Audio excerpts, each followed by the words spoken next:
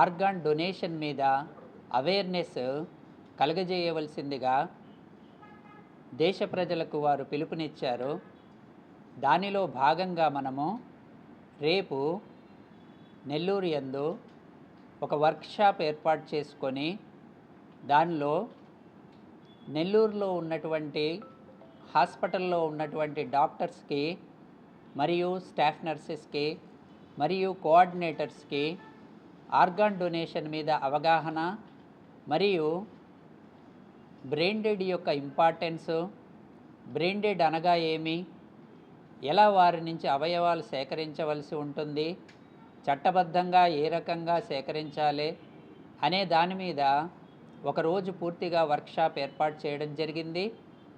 మరియు అలాగే జీజీహెచ్ నెల్లూరు యందు గవర్నమెంట్ జనరల్ హాస్పిటల్ యందు కూడా మనము సాయంత్రము అందులో ఉన్నటువంటి డాక్టర్స్కి మిగతా సిబ్బందికి అందరికీ కూడా అవయవదానంపై అవగాహన సదస్సు ఏర్పాటు చేయడం జరుగుతుంది.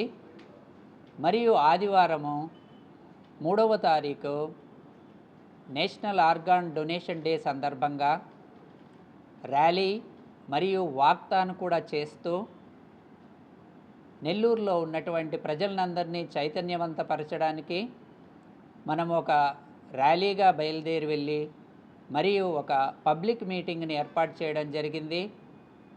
దానిలో మనకి బ్యూరోక్రాట్స్ని మరియు పొలిటీషియన్స్ని మరియు నెల్లూరుకి సంబంధించినటువంటి గౌరవ ప్రముఖులందరినీ మర్యాదపూర్వకంగా పిలవడం జరిగింది. ఆ మీటింగ్ యందు మనము ప్రజలందరినీ ఆర్గాన్ డొనేషన్ మీద చైతన్యపరచడానికి రకరకాలుగా అంటే పాటల రూపంలో, తర్వాత మరియు స్లైడ్స్ ద్వారా వారికి చెప్పడం జరుగుతుంది. ఎందుకనంటే ఇప్పటికీ దేశంలో ప్రతి సంవత్సరము అవయవాలు లేకుండా, అవయవాలు లభ్యం కాకుండా 5 లక్షల మంది వరకు మరణించడం జరుగుతుంది. అలాగే మన ఆంధ్రప్రదేశ్ రాష్ట్రంలో ఇప్పటికీ జీవన్ దాన్ పోర్టల్ యందు 4735 మంది వరకు రిజిస్టర్ చేసుకోబడ్డారు. దీనిలో 3600 పైచిలకు కిడ్నీల కోసం ఎదురు చూస్తున్నారు. రమారమి 1300 వరకు లివర్ కోసం ఎదురు చూడడం జరుగుతుంది. అలాగే మిగతా వారు హార్టు, లంగ్స్ కోసం ఎదురు చూస్తున్నారు.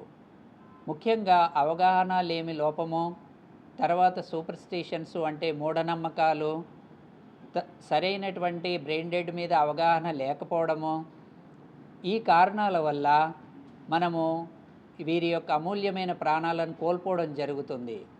ఒక జీవన్మృతుడు ఇచ్చినటువంటి అవయవాల ద్వారా మనము 8 మంది వరకు జీవితాలను కాపాడగలము. అనగా 2 కార్నియాలు, 2 ఊపిరితిత్తులు, 2 కిడ్నీలు, 1 లివరు, తర్వాత 1 గుండె, అనగా అతి కనీసంలో మనం 8 మంది వరకు కాపాడగలము.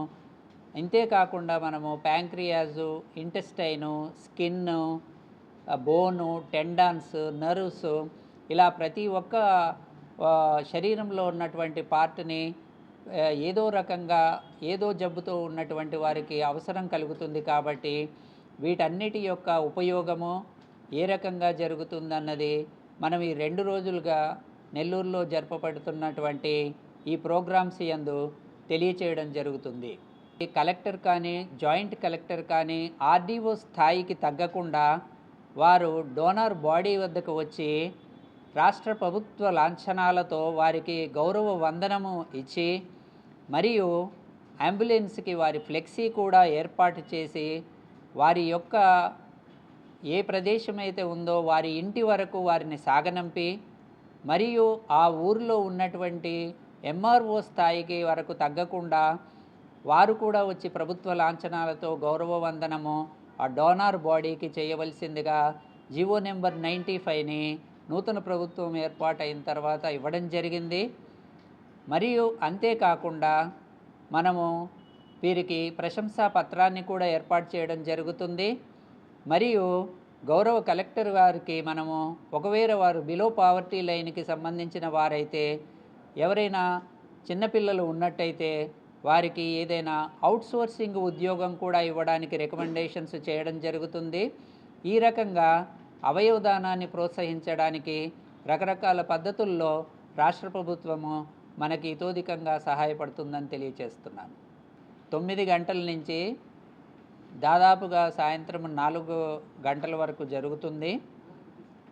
దీనిలో నెల్లూరులో ఉన్నటువంటి అన్ని హాస్పిటల్స్ కూడా పాల్గొంటాయి. వారు స్పీచెస్ కూడా వారి ద్వారా ఇవ్వడం జరుగుతుంది.